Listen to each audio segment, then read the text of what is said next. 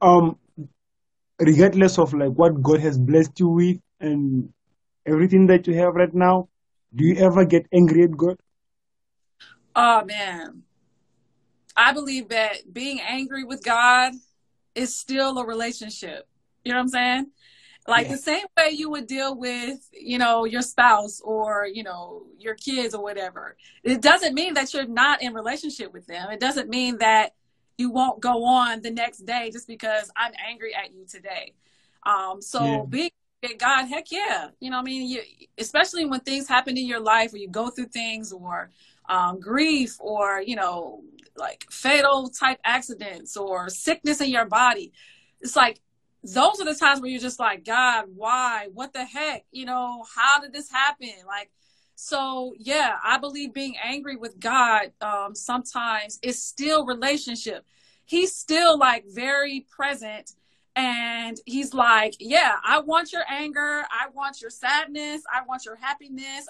He wants all of that because that's relationship.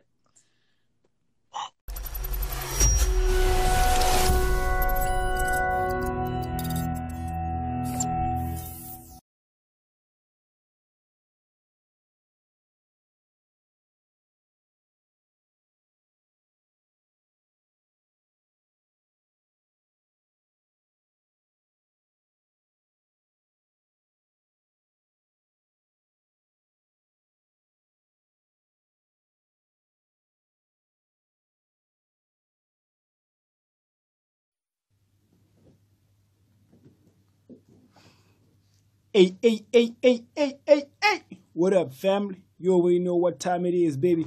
Conversation with the Stars, hosted by yours truly, Uncle Black. Today ain't no different. I got a very big, big, big sister, very special, very blessed, very anointed, all the way from the ATL. So yeah, without wasting any time, I'm just gonna let her in so we can chop it up. Meantime, because we tried to host this interview yesterday, but the network was on some other level. So yeah, hopefully today we can go on. Hi, sister. Hey, Uncle Black, Welcome to the show. I'm here. Finally, I like your studio. I'm jealous. Damn, I need to invest. Yes. That's a beautiful setup right there. That's a very beautiful setup. Thank you. So, thank you for coming through. I really appreciate it. Thank you for having me, especially with our technical difficulties we had yesterday. So I'm like, yeah. You know, I experience that like every once in a while. So it gets to my nerves because other artists they tend to give up and say, guys, Right, like, hey, it gets to my nerves when it happens. I'm like, okay, what's going to happen next now? Like, right. hey. So thank you for coming through, Steve. Thank you for having me. So excited. All right. So without wasting any time, let's get to the basics. So Yeah, yeah. I just want to know, like, yeah, yeah. First of all, I just want to know, like, what was a typical day in your childhood? Oh my gosh, typical day in my childhood. Okay.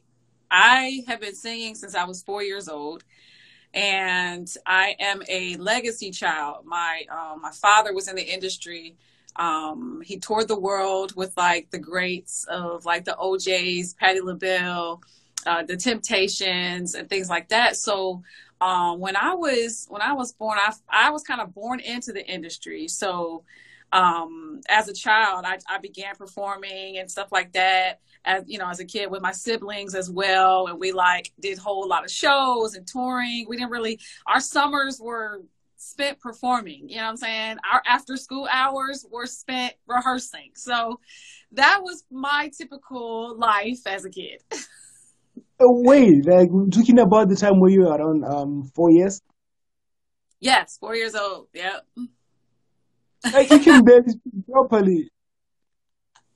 Right. At 4 years old, I was pretty fluent. I mean, like I could get on the stage and in front of anybody, like they would just be like, "Who is this person?" Like she's so little, with this massive voice at this young age.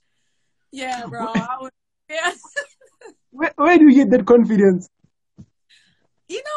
so I know I spent a lot of time like just watching my father, you know what I'm saying? I watched him rehearse all the time, you know, and I don't know, I guess that's probably where I would say I got my confidence from, with just watching his confidence, you know what I'm saying, exude off of him. And yeah, I don't know. Other than that's the only thing I can do as to like why even that confident get other people. I guess rubbing shoulders with the greats can make you a great too. Yeah. So like your family was very musical. Tell me about like what was your favorite moment? Where it was there ever like a moment where it was super musical in the whole family that you can't remember? You know, because during that time when I was a kid, my dad was in a singing group. The singing group was called the Deltones, and they did a lot of rehearsing at our house. So like, you know, I just remember like being in like their rehearsal, you know, when they were rehearsing and you have mic stands and, you know, the whole, music playing and them like learning their choreography to like their steps. And, that's probably something that's typical, that stands out to me from what I can remember. And I know my mom would tell me that I would just sit there and just watch them for like just their whole rehearsal time. I wouldn't move. I didn't want to go outside and play. I didn't want to like, you know what I'm saying, like play with like other kids. I just wanted to sit there and watch my dad rehearse for just hours. However long it took, I would just be there, just glued. So, wow. Yeah. I guess it really like got to it like that early. That's very surprising because at that time we just want to play. We just want to play. And I guess that was the thing that, you know, she thought was so just odd. You know, it was just that I didn't want to go play. You know what I mean? Like, I was just like, no, I'm going to sit here and take it all. Which is kind of mature. Yeah, yeah. Did you ever have like a family group?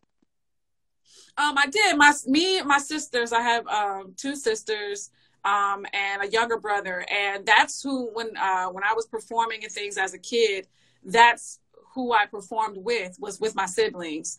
We had a group. It was called 3 Times J, because all of us, my first name is Jamie.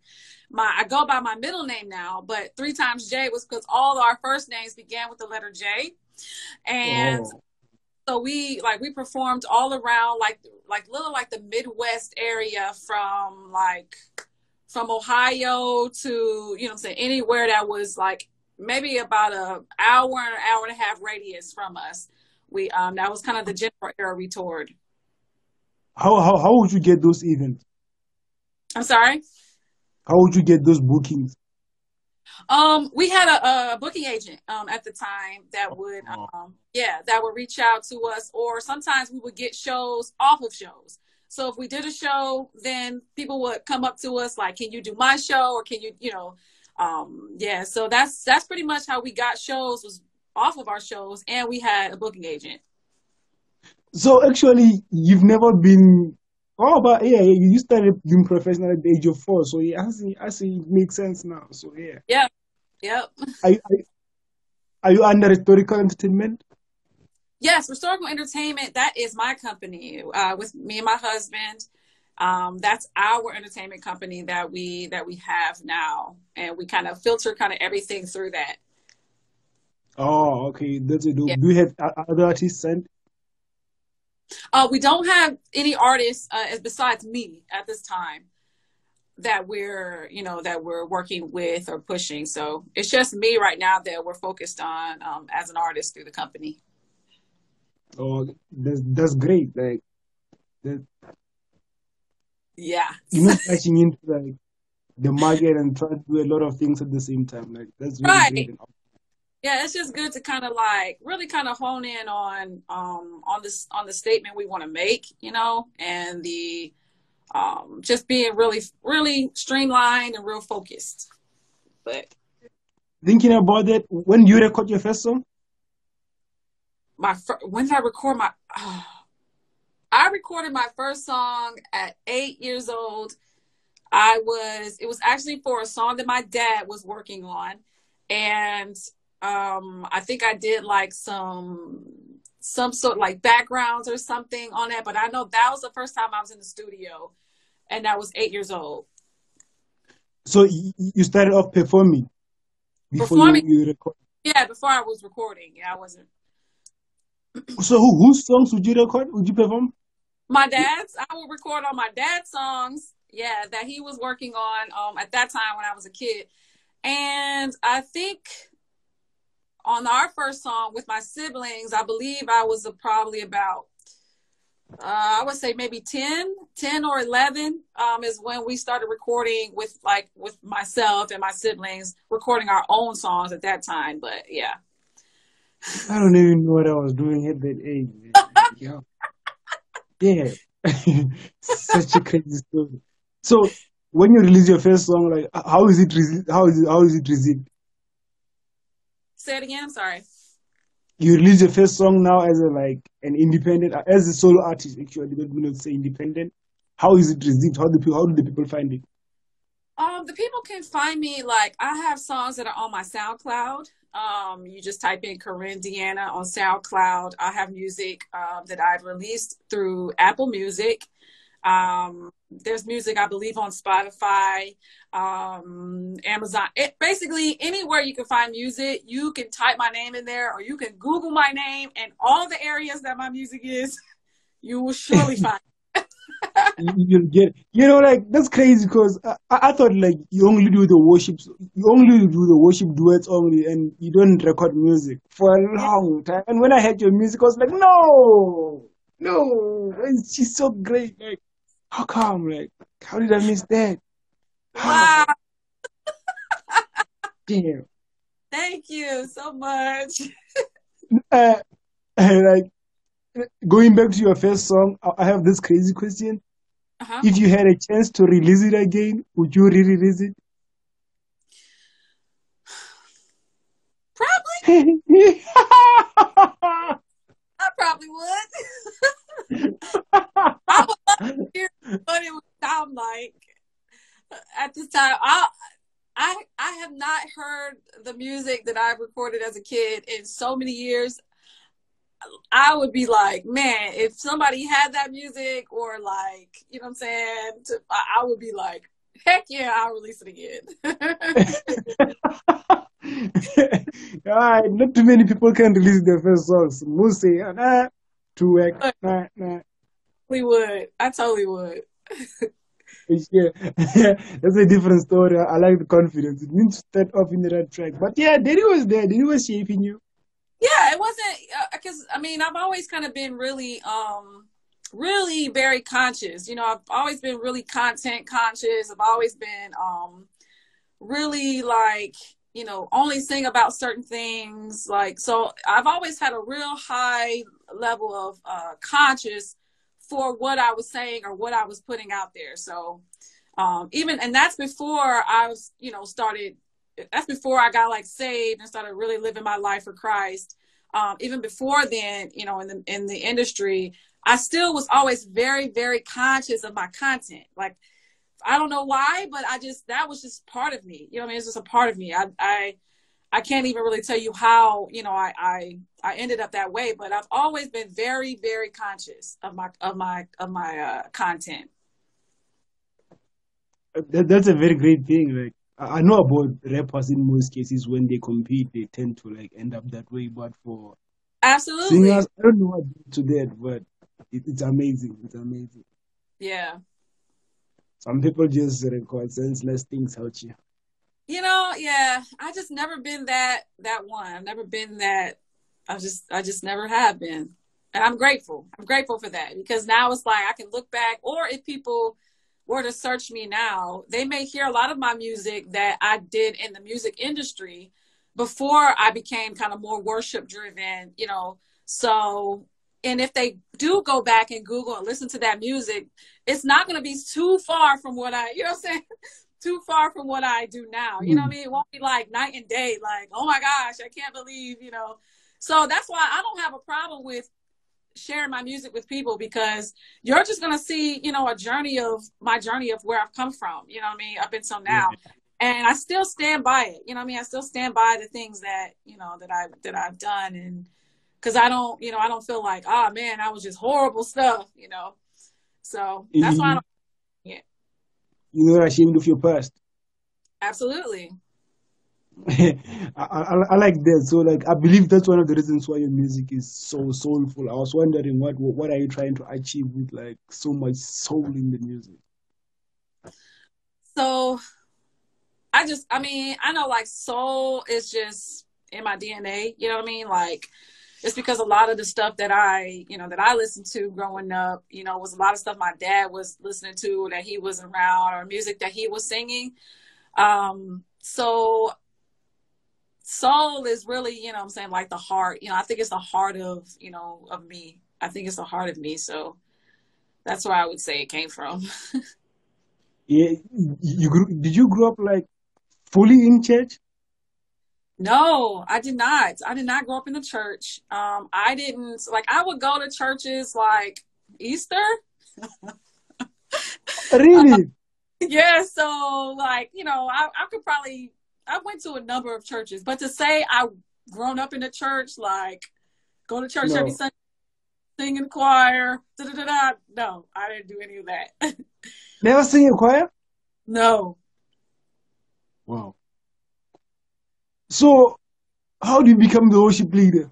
Oh, that's when the Lord literally, I think probably around 2010, 2009, I'm sorry, 2009 is when I was when my husband and I joined a church in Atlanta, and that's when our lives changed. We actually read a book from the pastor of the church that we went to, and his book changed our lives. So we decided to go to his church because we didn't know his church was in Atlanta. And then when we went to his church, our lives just weren't the same after that. Like the Lord literally did like a 180 on our hearts, and we haven't been the same since 2009. So Both I of you. started serving teenagers at that time, like in 2009. I started serving teenagers. Like I was doing praise and worship with teenagers and showing them how to sing on a stage and showing them how to worship the Lord. And then probably within the last maybe 3 or 4 years is when I kind of started being really full-fledged as a worship leader, on a, mega church platform, going, touring around with the church that I was at. And so now that's my life now. I'm a worship leader. I go to different churches and bring the presence of God. So wait, I want to understand this. Like you're not really into churches and you are appointed as a worship leader. No, How I didn't grow up in a church. I'm in church now. oh But so like as far as my life as a child and growing up, I wasn't raised in the church. You know what I'm saying? Like, yeah. But I'm in church now. So yes, I'm a worship leader now and in church, and I go to different churches and things like that. so when they appoint you, does it pressurize you? Does it excite you? Yes, I mean, I would say yes, it did. Just because I know that I was born to be a singer, and for me to understand now what my gift means and why I was given the gift to sing and why I was given the gift was to give praise and honor to God and teach other people how to do the same. So when I was appointed a worship leader, I mean, that was just like, yeah, like it really made sense. It finally made sense for me in my life and why I was groomed the way I was, why I was, just, really taught the way that I was in music, to now couple that with why I sing. That was the part that was just like, oh yeah, this is dope, because now I understand who I am and I understand why I had the gift that I had, and now why it's so, just so impactful, so massive, because I've studied, what I'm saying, to show myself approved, to be able to live this out and really actually teach this to people. So yeah, it was definitely So selfless. I like that. I wonder like how important is worshiping to you?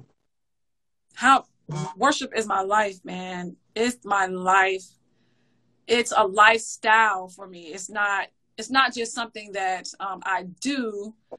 It's more of who I am. I'm not, I wouldn't say worship is just like singing a song or singing a fast song, singing a slow song.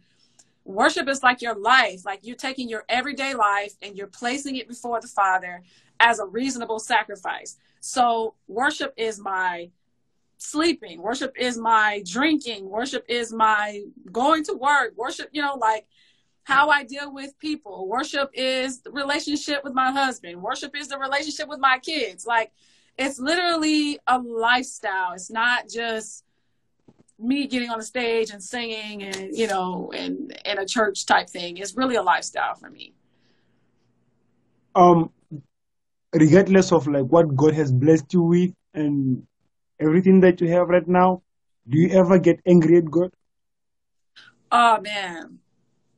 I believe that being angry with God is still a relationship. You know what I'm saying?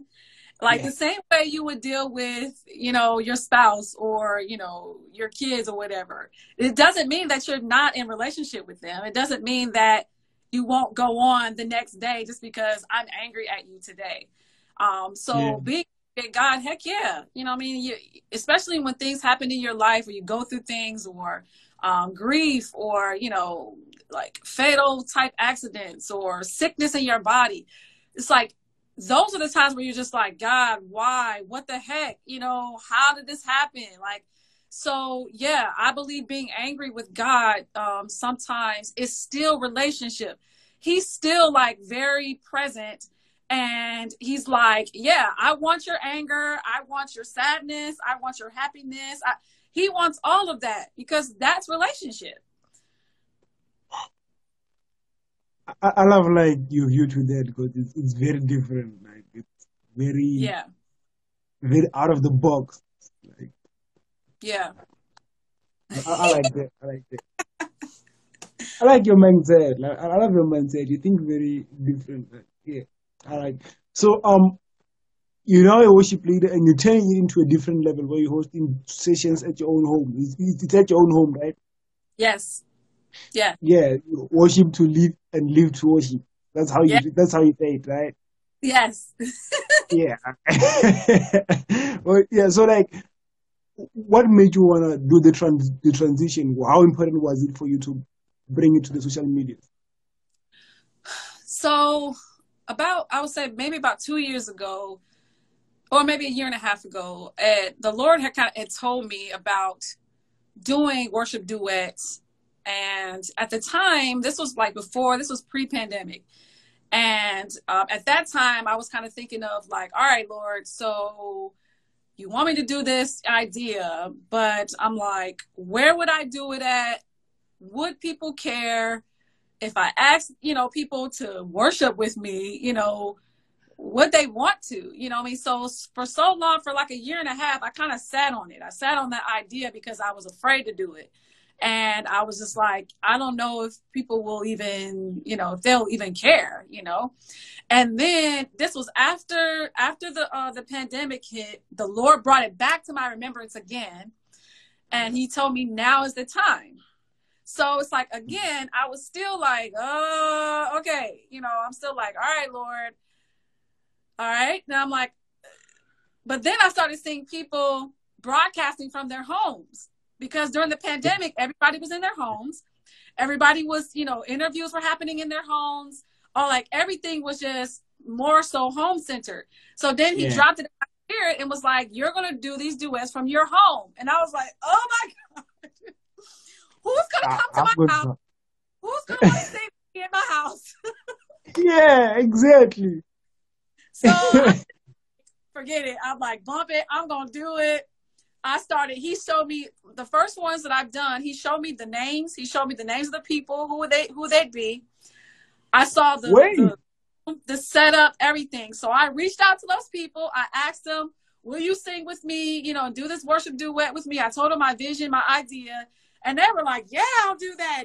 Absolutely, I'll do it. And I was just like, oh my gosh, this is happening, So that's how it was. So you envisioned it before? Oh yeah. Oh yeah. Oh wow. Yeah. Yeah, I already saw it. I knew the people I was supposed to start with. I saw their names and everything. I wrote it down. Like I had a list and everything. And when I reached out to them, they were like, heck yeah, I'll do it. Let's do it. And I was like, okay. Whoa. Yeah. This is just too crazy. This is just too crazy. How do you see them? Do they come in your dreams? Do you, when you're chilling, just think of that? How does it happen? I want to understand that part. Both dreams, happens in dreams, or while I'm just sitting, things drop in my spirit. Even like the vision that I have for my brand, my clothing line. The vision I had for my clothing line, I saw the words, I saw how they were written out, and he told me that it was a line, it was a clothing line. And the cool thing about that is that I don't usually see like visuals of like creative things, or like I don't see like words, and I don't see like t-shirt designs. You know how people are like, yeah, they create a design and they're really creative. That was not me. So when I saw the vision for my clothing line, I was like, this is from God. I knew exactly how it was supposed to look on the shirts, on all the apparel. I texted out to my husband how it was supposed to look, and we printed it up like on t-shirts, and from there it just started selling. People started buying it. Like this, my clothing line has been all over the world. Like it's unbelievable. Like there's no other explanation but God. Seriously. Wow. I don't even know what to say. That's just amazing. Wow. Yeah, it's serious. And like you make it look so easy. You have to be on like a whole different level of spirituality for you to see some things in a certain way. Yeah, I think it's more so just when you're just in hot pursuit of the Lord, He's very present. You know what I mean? And the more and more that you want to commune with Him, the more and more you want to hear from Him. It's just a matter of just communicating and pursuing Him. You know what I mean? Like, so I don't know if it's just, people have different degrees of relationship, or somebody being more close to Him than others. Like He really desires for us all to be just as pursuing Him as others. So the more and more you pursue Him, the more and more He just is ready to give you whatever He's got, Wow. Let me just do this. Wow. Okay. When you go through some things, it's very easy to turn a blind eye and say, "Nah, God is not there. God is the scam." And then when you're in places like here in Africa, you get presented with other things, and then they seem to be working.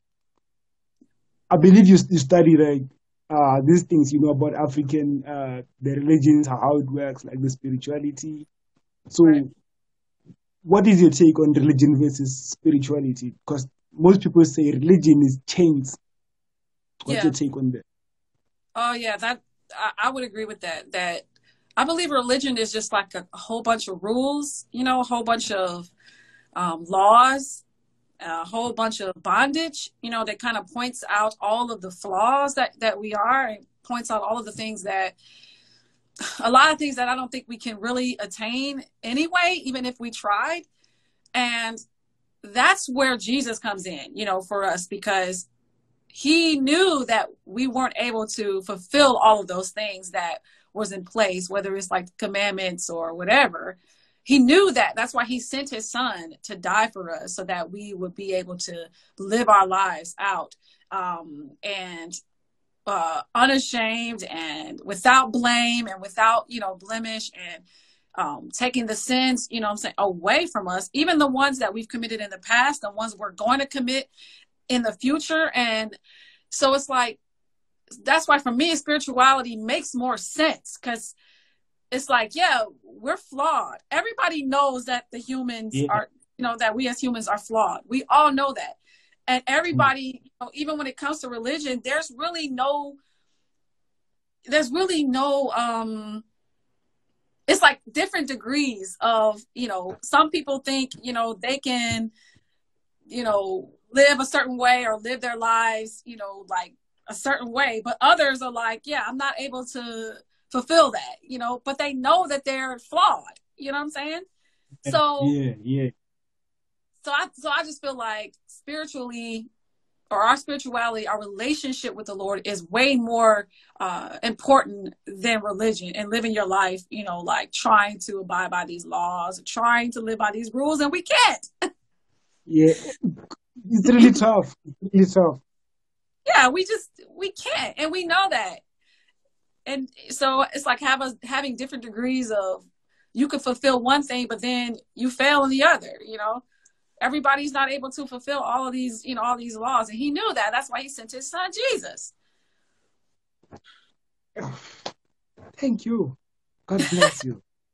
Enlightenment. Okay, Yes. let's get back to the music before we get lost in the church. So, previously you did a lot of, should I say R&B, or yeah, I Yeah. would say R&B more than gospel. So, do you consider yourself a gospel artist now? I don't consider myself gospel. Only because, I know because of what I do is the good news. Okay. That's what gospel is. Mm. So if somebody would label me gospel, they would be correct. If somebody labeled me R&B, they would be correct. If somebody would label me pop music, they would be correct. So so that's why I wouldn't say I'm just like trapped in one genre of music per se, because that's what we know gospel as, is one demographic of music. And I wouldn't categorize myself as that one thing, No. but I am the good news, and that's what gospel is. Yeah, and you did a whole lot of great R&B. So, like, for now, how many projects do you have? You said, I'm sorry, how much? What was How that? many projects do you have? How many projects? As in EPs, mixtape, the whole, yeah. Oh, I have not really. I've released a lot of my music as I called them, they're like different sections of my life. So for the stuff that's on SoundCloud, those are, at the time I was doing 12 albums in 12 months. Okay. I Yeah. ended up doing 9 albums in 9 months. And they were broken up into section of like the love and the breakup and the inspiration and the drama. And so I broke them up into different sections of my life. I didn't really call them like EPs, but they are projects, that I've released. I have released one single called Trade It All that's available on iTunes. And I also have done a lot of projects on a project, so I have a song on somebody else's project that's also available on iTunes as well. So, Okay. but right now I'm working on a live worship album that I'm so excited about, because it's kind of been in my spirit to do it for a little while now. And again, I was just kind of like, there's a lot involved when you do a live project versus just in studio. So I Yeah. know that there's a lot of moving pieces. You gotta get lighting. You have to get the sound, engineers, band, singers, Very all important. of that. So, so right now, that's what I'm planning to do now. Looking for like probably like October, November release for the the worship live album. That's what I'm working on right now. I wish you all the best. I wish you all I believe the crowd will, like, they will I'm pull up. excited. I really am. I'm excited about it because I feel like the live worship album is like my true heart. It's like I'm really, I love being live, like as an artist and as a singer, as an entertainer. I've always loved live shows versus recording. You know what I mean? Because I just feel the most free to just do and just sing and stop and pause and and just Don't the you, most. don't you get scared? You said what? Don't you get scared you might make a mistake on stage? Oh no, I don't get scared. Now nervousness, I always get nervous. So, because I believe nervousness is a part of really showing you that it's not about you, and that, Yeah, it kind of, really highlights that you're there, and you want to make sure you're doing the right thing. You want to make sure you sound right and stuff like that. So I'm always nervous. Afraid? No, I've never been afraid. I've never been like, oh gosh, I don't, I've never been afraid to be up on a stage. It's just, I don't know, just from, like I said, as a kid, that was never my thing. I was never stage fright. I was just like, I'm going to get up yeah, here. Mistakes happen all the time on stage. You may fumble your words, or you may, miss your part or miss your cue or whatever, but that just happens. That's just the nature of the game. There, you're going to make mistakes all the time, but those you mistakes just go. shouldn't change how you feel about what you do. Wow, that's, you have a very strong, bold spirit, unbreakable. I like that. I Thank like you. that. Yeah, I really like that. So, the idea of 12 album in 12 months, that's crazy.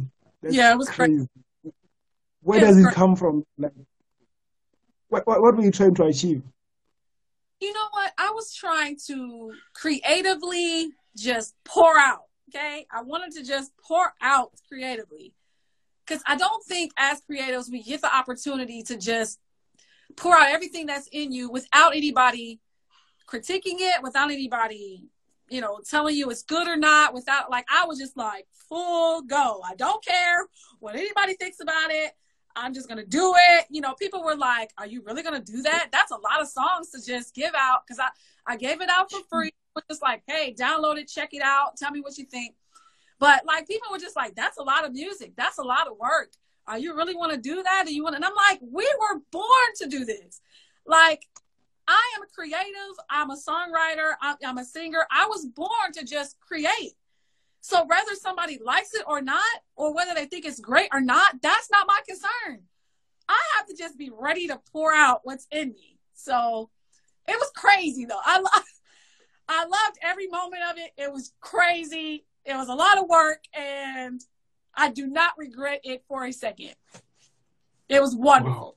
And then the response was even better. People were just like, "Wow, this is like so dope. It's so creative." Because I like, made sure the songs told a story, and it was like, it took people on a journey. It was wonderful. Like, it was a creator's dream. I tell you that. It was a creative or songwriter's dream, because most times we're held back, or we don't do things because we're afraid.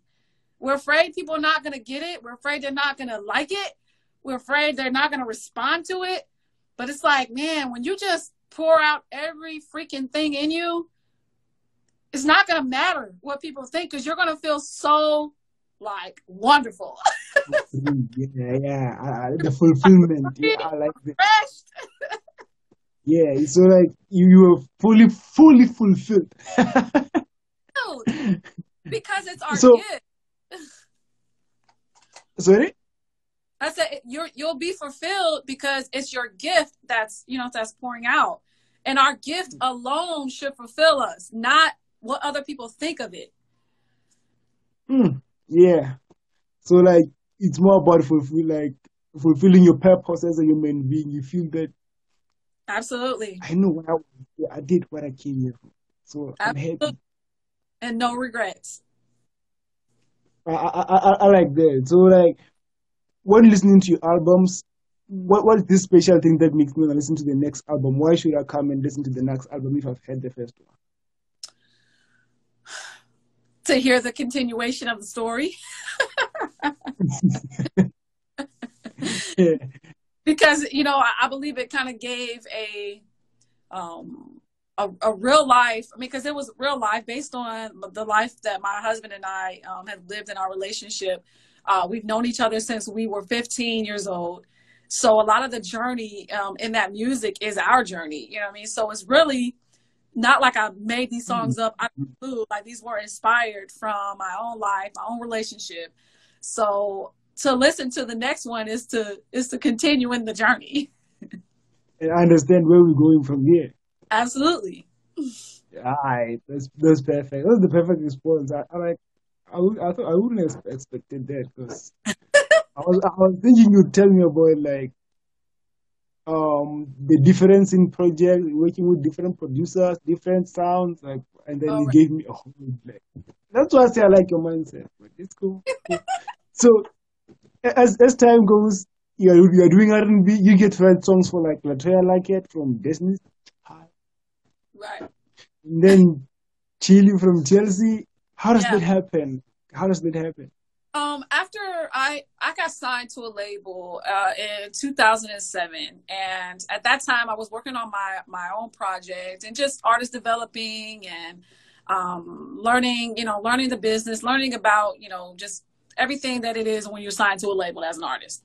I spent like 2 years with that label, and at that time they weren't very sure about where they wanted to go with me. They weren't really sure about my sound and what lane they wanted me to be in. So I did not continue in that contract. I actually told them I was ready to be done with the contract. But during that time, I was working with producers, and so I started songwriting. So I started songwriting with like major producers, and it's that led me to those songwriting opportunities to work with Chili from TLC, to work with Latoya Luckett, to work with Sharifa that was signed to DTP, to work with, gosh, Kevon Edmonds from After Seven. They were working on projects at that time, and we were just pitching music to them. And yeah, so that's how I was afforded those opportunities to work with them as a songwriter, because I wasn't doing my artist thing at that time. I was just strictly songwriting after that. You made a lot of money with that. How does it feel though? How did it To feel? have how does it feel to have such a big act coming to you to do the work for them, Man, like not necessarily for her? it was really just dope. I was just more honored for the opportunity, really, and being able to kind of sit with them, being able to talk with them and kind of hear their heart or what they wanted their music to sound like. And then be able to actually give them exactly what they asked for, So that was the best part for me, because like I said before, that I was very, very big on content. I'm very, very big on like what my contribution to the world is. I'm just really conscious of that. So it was cool to not just have to write a senseless record for somebody, and they just sing it. I'd love the opportunity to talk to them and say, what do you want to, talk about? What do you want this song to be about? And then go from there, instead of it just Yeah. being, I'll send you a bunch of songs or whatever. Like, so I love that. That was the best moment for me, was that. How did that impact your career? Say it again. How did that have an impact on your career? On What my, impact did that say it again. What impact did that have on your career? Oh, just affording more opportunities, because I got to work with so many people, you know what I mean? Like, especially when they kind of started seeing like, yo, she's like really dope, I got, just opportunities to just be in these rooms and meet people that I would have not have been able to meet, just on my own. So it was just dope. I spent, a lot of years songwriting, so it was really cool. And I gained another passion, because I didn't really know if I would, because I knew I could write songs for me. I didn't really know I could write for someone else. You know what I mean? So Yeah. that was cool too. I kind of got a new outlook, a new vision for like, oh, okay, this is cool. I could do this. Yeah. That's dope, and it turned out perfect. Like, yeah, you did work for some amazing artists. Like, Yeah, that was awesome. It was awesome. see, and Destiny's Child, probably one of like two of the biggest crews to ever come out, dude. Absolutely. And rest in Yep. peace to Left Eye.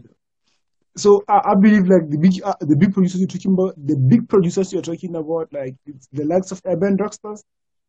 Yes, Urban Rock Stars, Teddy Bishop, Jazzy Faye, DJ Toomp, Gosh, who else? Jesse Faye. I always had like a problem with pronouncing Jesse Faye. Jesse. I was like, what's this? Okay, it's Jesse. Jesse.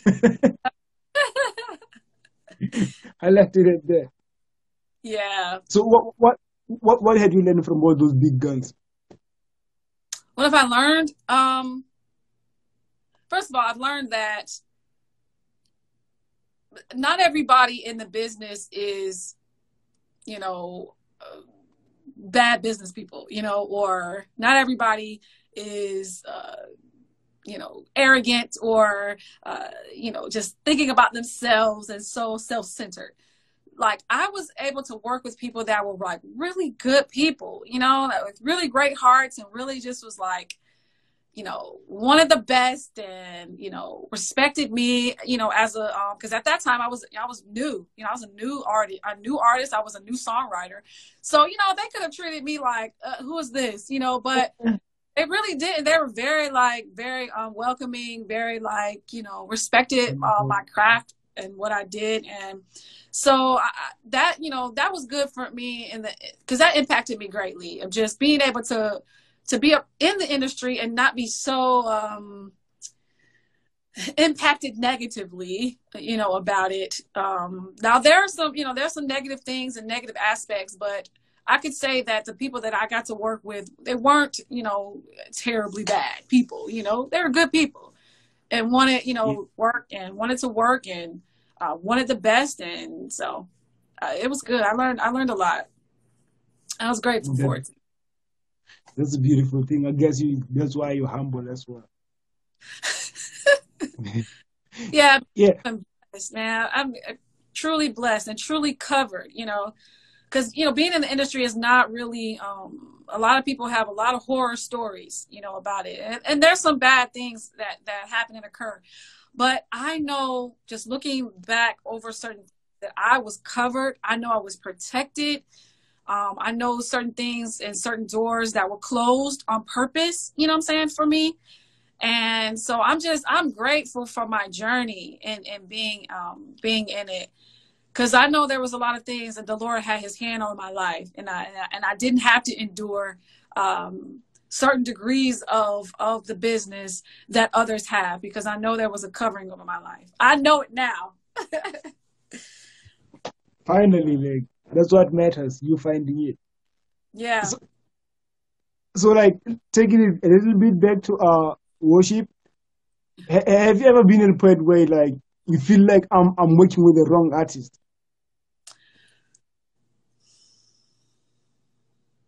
No. Honest. No, I've never felt that. Never. You sure? I'm positive. I've never felt that. I think if ever there was a time, is I've gotten like just checks in my spirit about, this is not a good opportunity, or that's not a good opportunity, or don't take that, or don't take that. But I've never actually been in a situation where I'm like, this isn't good. So so far so good. Yeah, so far so good. Have you ever been turned down or ignored by artists you approach? Say it again. Have you ever been ignored or turned down by an artist you're approaching?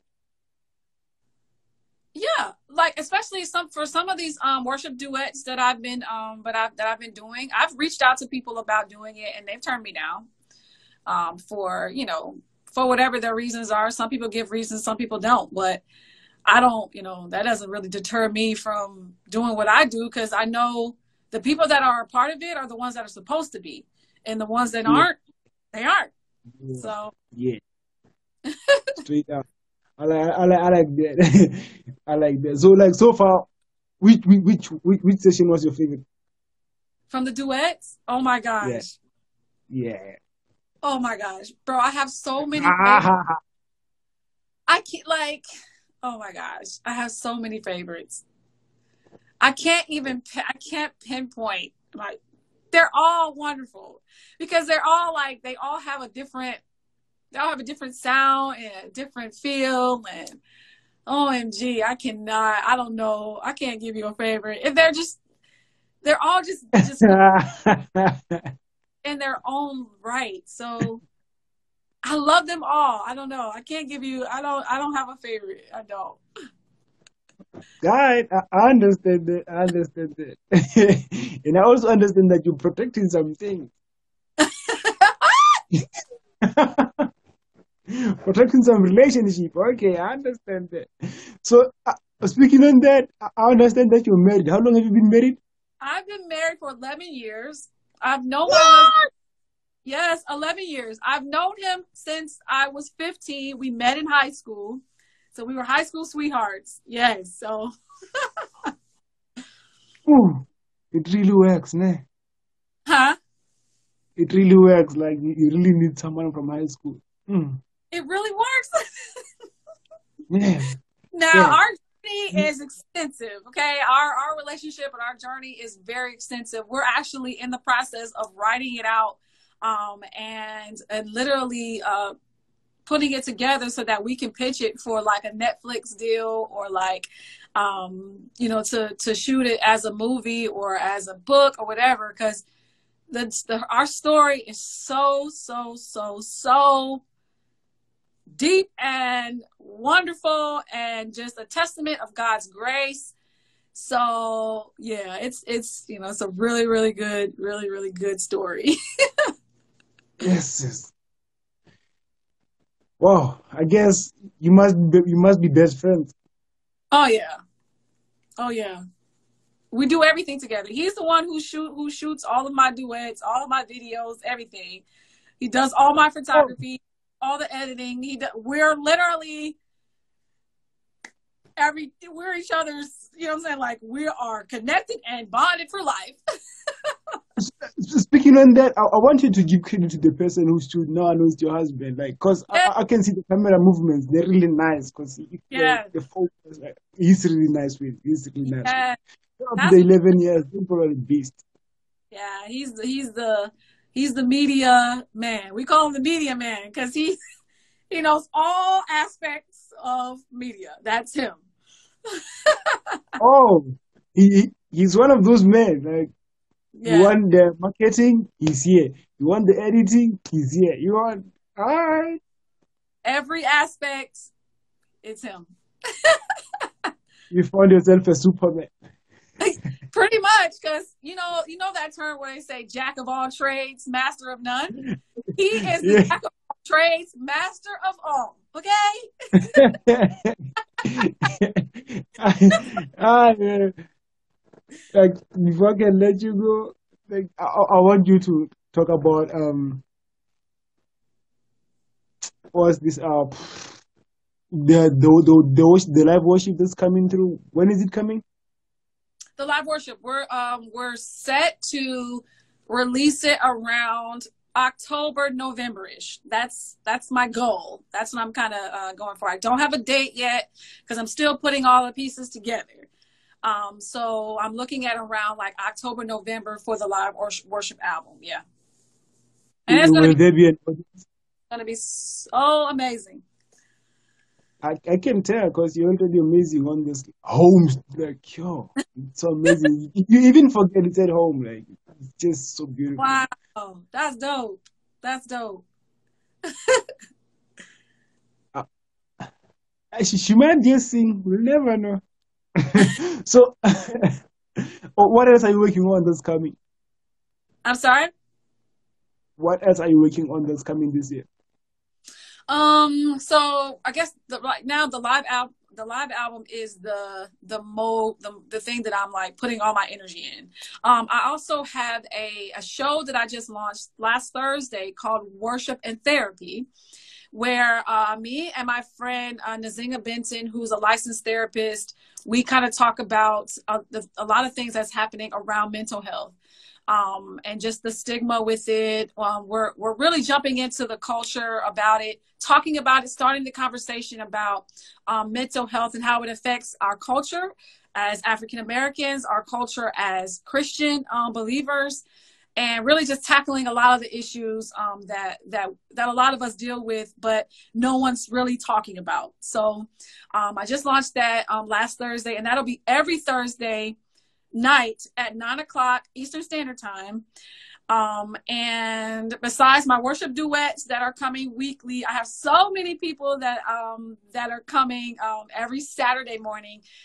Those release at 7 a.m. Eastern Standard Time. Through my YouTube platform, which YouTube, the YouTube is Brian and Korin, because we have a lot of stuff that's going to be coming through that platform with the both of us. So, that's what I've got going on this year, and it's enough. It's funny. You summed it up so into something so little, yet right. It's a whole lot of work you're doing. Like, yo. I love that. Like, shout out to you. Shout out to you. Do you have any secret talent? Do I have any what? Secret talent? Secret talent. Secret talent?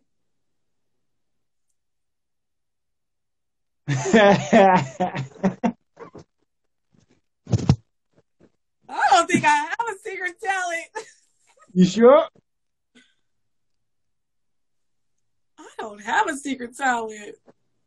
I don't think I have a secret. All right, let's not force it. All right, let's just say it's not there. So, right. One last thing before we leave, I realize like a lot of the youth is really being driven away from the church. They're really stopping like the whole thing of believing in God. It's like an idea to them. It's no longer a real thing to them. What causes that, and like how can it be changed? You know, I think this younger generation is more of a show me kind of generation. They're not so persuaded by what people say to them and what they're just not. You know, they want to see the real. They want you to show them that this is real. Show them that your life manifests goodness and great things, and they can actually see the love of God on people. And I believe that that's going to be shown by people's lifestyle. It's going to be shown more so about what you do and less about what you say to them. So I think, it's our job to make sure that we're always presenting ourselves well, presenting ourselves positively, presenting ourselves with excellence, because the world always shows excellence. They always show, the glamour, the lights, the camera, the action, that, it's always presented to them as excellent. The kingdom sometimes has a hard time doing that and thinking that they don't have to be competitive, with the world that's winning the hearts of people, of young people specifically. So I really believe that in this time, in this generation, it's time for us to really step out, really show what the Lord is doing. And that's by the word of our testimonies. That's our lifestyles. That's us really showing that it's a wonderful thing to love God and to praise him and to live for him. But yeah, that's literally what I feel like this younger generation needs. They're tired of people talking to them and telling them what something is, and then their life not line up to it. So it's, we've got to show them. We have to show them now, and they have to see it. We're tired of talking. There's no more, no more talking to them and scripture, all of that. They don't care about that. You know what I'm saying? They want to see what's real.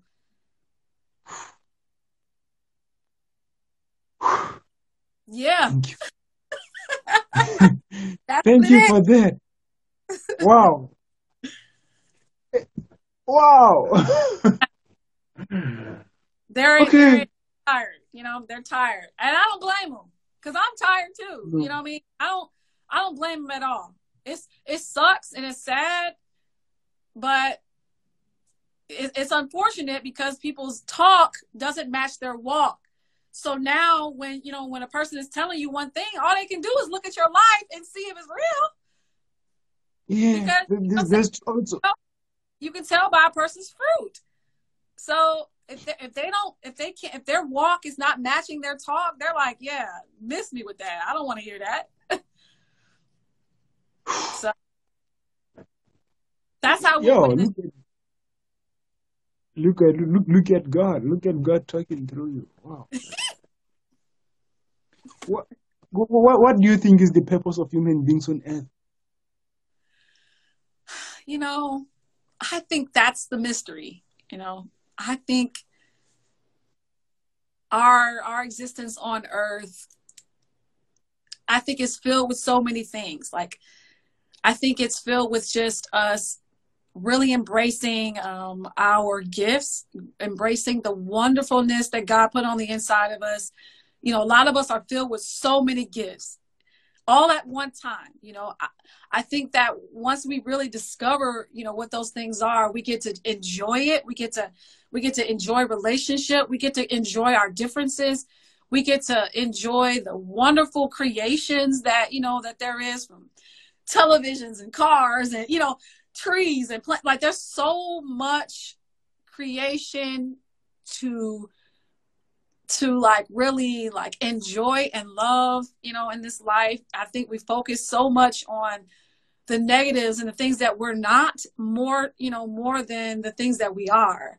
Our existence, I think, now is more about like winning souls to Christ, and being in heaven, and and wanting and desiring to know what this thing was all about.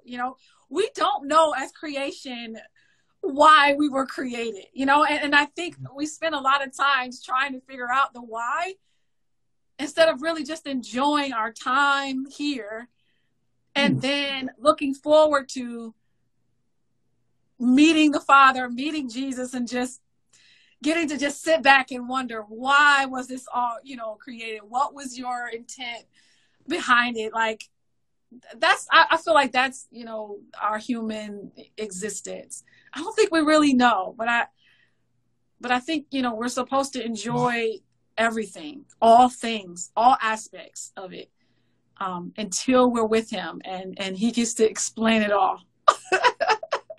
Like, you make me wonder, like, if you had like a chance to have a conversation with Christ and just be thankful about one thing that he made it possible for you to do here on earth, what would it be?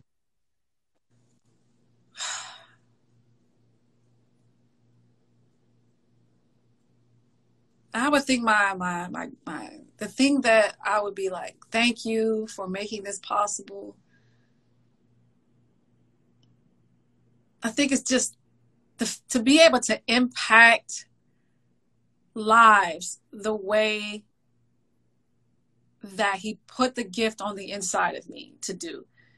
The amount of people that I've impacted so far in my life has just been mind-blowing. Like the things that people say just by me opening up my mouth, just by me, whether I'm talking or whether I'm singing, or even the impact I have on my children, or my husband. I think that's the greatest impact. It's like, Lord, how can one person, shape the hearts of so many? I shape the hearts of my children. Sometimes I shape hearts of people that encounter me, or I shape the heart of my husband to love me, even more each day. So that will probably be the thing that I would just be like, Lord, thank you for whatever it is that you put in me that draws people. I'm grateful for that. And I'm grateful that I have something to say to them after he's drawn them. That would be the gift that I would say thank you for. I really appreciate you for coming through. Like, it's been very fulfilling. The way you answer to questions, you have this other, like, should I say the third eye? Is like you speaking straight from the third eye. You show us things that you don't think of, because it's either black or white. You show us there's maroon, there's green, there's purple. Like, Yeah. You get Yeah. what I'm saying?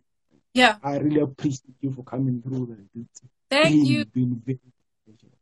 Thank you so much for having me. Like this is an honor. Like it really is. Like I'm so grateful for you to even have seen me, you know, and see what I do and just reached out like, hey, I wanna interview you. I wanna talk to you. I'm so grateful, you know. It's just, you know, you don't think about the impact that you make, you know, beyond your state or beyond your country, you know. So for you to be, you know, in another country, see what it is I do, drawn to that, and like, hey, I need to talk to you. I am grateful. Yeah, I can never understand that.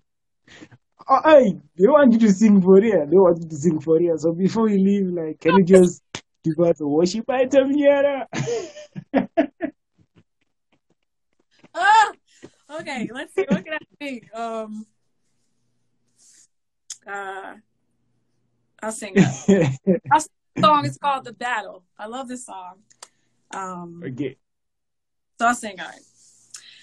There is no pain Jesus can feel. There is no hurt that he cannot heal. All things work according to the master's purpose and his holy will. No matter what you're going through, remember that God only wants a chance to use you. And for Woo! the battle is not yours, it's the Lord's.